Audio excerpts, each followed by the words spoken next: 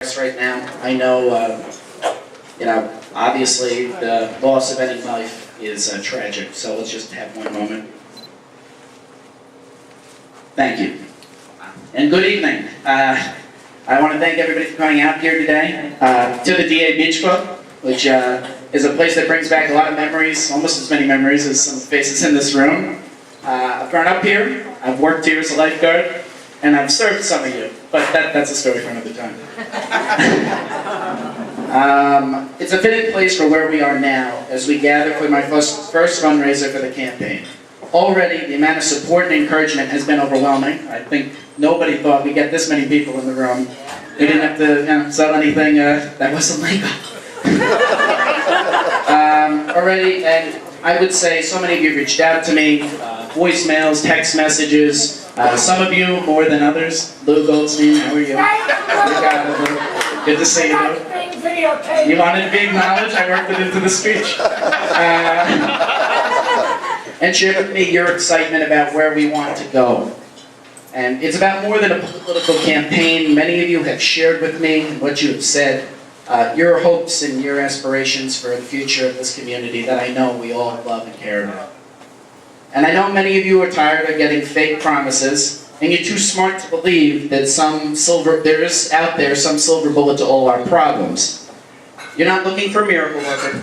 You're just looking for someone who will listen to you and then go to work on your behalf.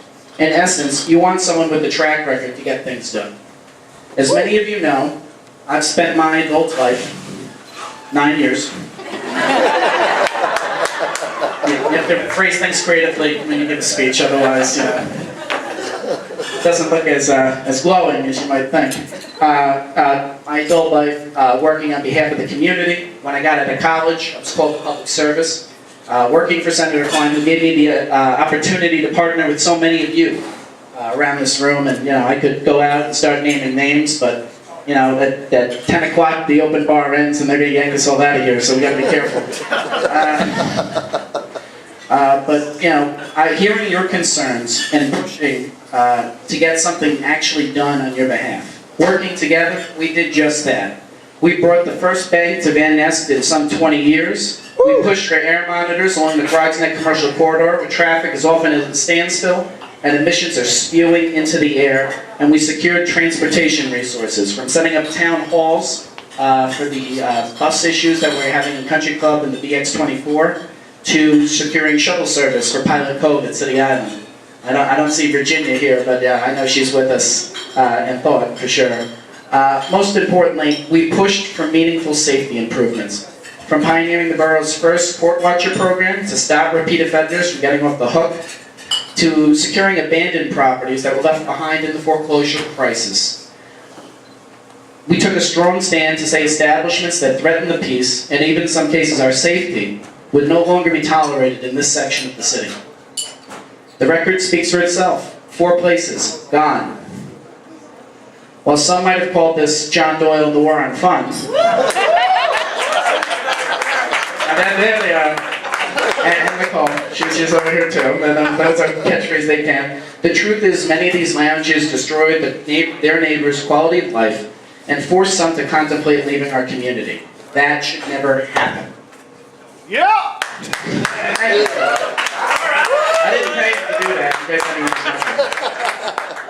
After 5 rewarding years, I took on a new challenge at Jacoby Medical Center, where, working with our elected officials, we were able to start an important gun violence program in the 49th Precinct, Stand Up to Violence. In its first year, we've seen a 48% reduction in shootings in that area, making a meaningful difference in the gun violence problems that plague this community and so many others.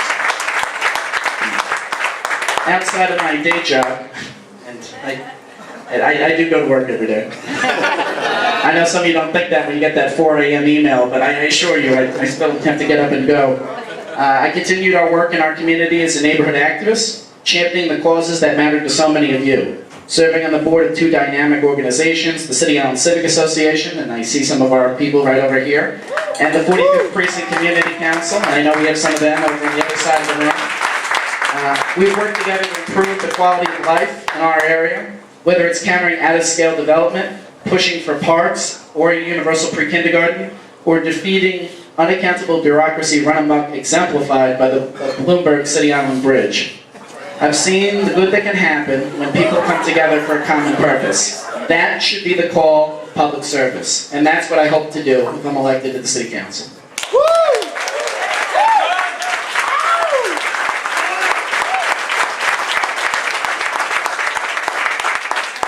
As many of you know, when people run for office, they make crazy pledges they do not have the power to do on their own. I'm not going to get in any sort of limitations here, but I can't promise you that I will cut down every single development like a tree on the first day I become councilman. I can't promise you to go out there and change everything on day one. I mean, I will try to make the Bronx great. As great as anyone who's ever made the Bronx. But the truth is that people who make those promises and tell you what you want to hear because it sounds that great, the world doesn't work that way. I mean, it really doesn't. And the pledge I will make to you tonight is that we will hold ourselves to the higher standard that we can. I think many people have seen the recent news that the City Council, it would be nice to have a job where you could vote yourself a 71% raise. But if you look at what people are going through, people who are hurting, policemen, firemen, whomever, who do not have the ability to do that, it's an absolute outrage that anyone would consider to give themselves a 71% raise, and I would never support anything like that.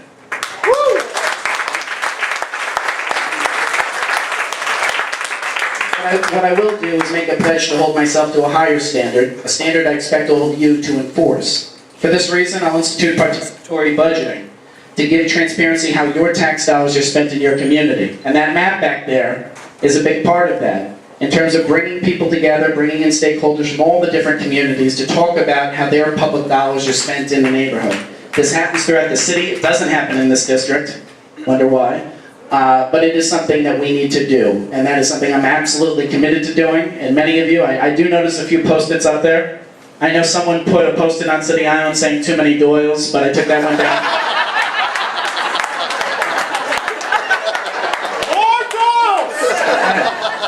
Maybe someday.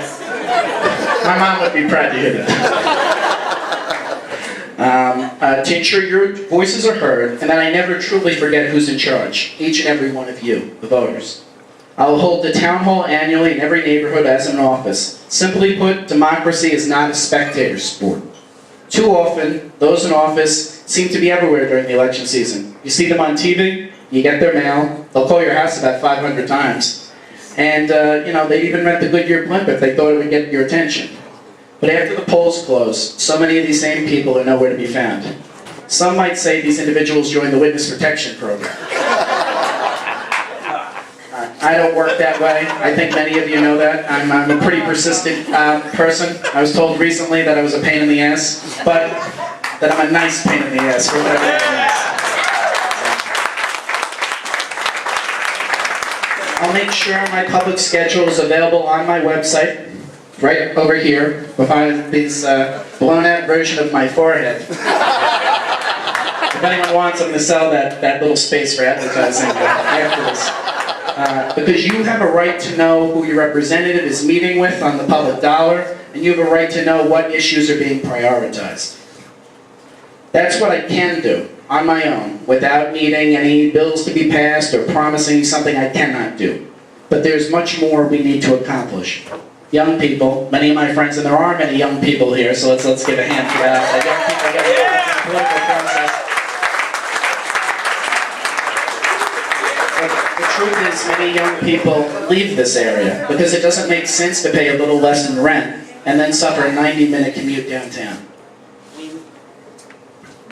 We need increased revenue to build new transportation means within our area.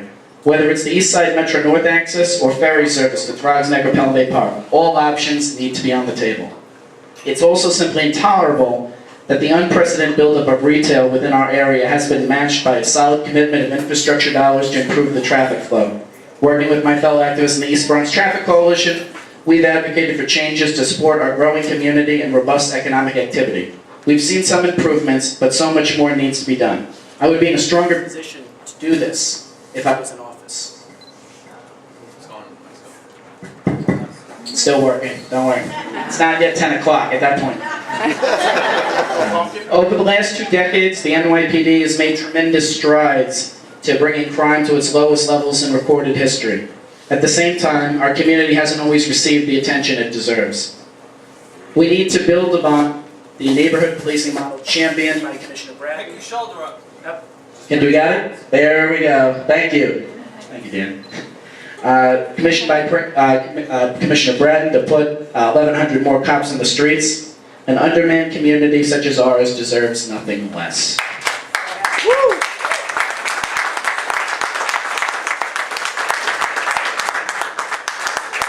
We need strong community schools within each neighborhood. That's why my family originally moved to City Island. It was the draw of an excellent public school. It was PS 175, and I know many PS 175 people are around here right now, so there we go.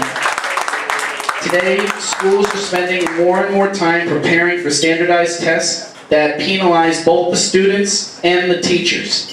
We need an education system that emphasizes authentic learning, because one day, one test is not an accurate reflection of what one student can achieve. And it's not an accurate reflection of that teacher's ability to teach either.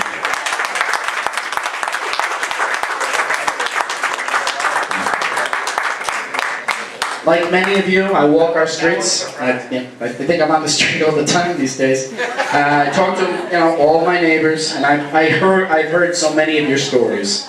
I've seen firsthand that some of my friends have been lifted into the middle class by the solid foundation of the labor movement. Like so much of what we talked about tonight, when people organize behind a common purpose, all of us stand to benefit from that. It's a very common truth. So let me be clear, I will be a very strong supporter of labor in every case.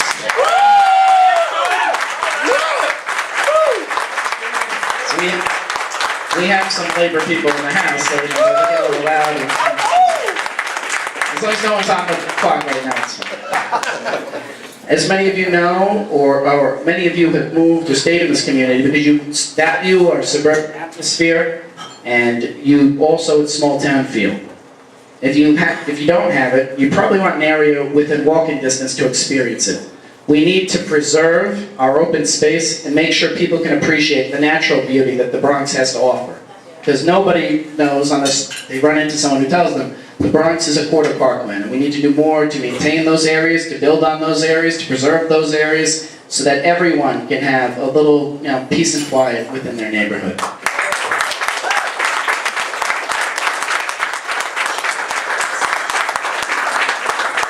We have so much more to do. If we're serious about the challenges and achieving results, and not just talking about them, we'd better elect someone with the vision of what needs to get done and the track record to actually accomplish it. I had the experience, both in and out of government, of working with you and for you on the issues we care about. And I wish to continue doing so in a position that would allow me to better serve your needs. The thing is, this is not an easy task, and it cannot be done alone. I need your continued support, not just tonight, although this is pretty amazing tonight. I couldn't have asked for anything better, so thank you all for that. And I can't do it alone. This one vote does not win an election. For too long, too many politicians have thought of themselves as rulers, not servants, and thought of you as passive observers, not active participants. I'm running for office to act as a channel for your needs and your ideas. And if you want to be an active part of the political process, I need your help. I'm not asking for your good wishes, but for your continued activism. And together, we can improve this area we call home. You can, a few different ways to get involved. One, Louisa, who's around here somewhere, I saw her. She's going around with the sign-up forms to volunteer and do things that way. You can also sign up on the website. So far, we have a great support here tonight. Incredible amount of donations. I think we're going to shock a lot of people when the filing comes out. But as of an hour ago, only one person had actually signed the volunteer form on my website. Thank you, Mom. I think you found it by accident, but I think I had your number, but I appreciate it all the same.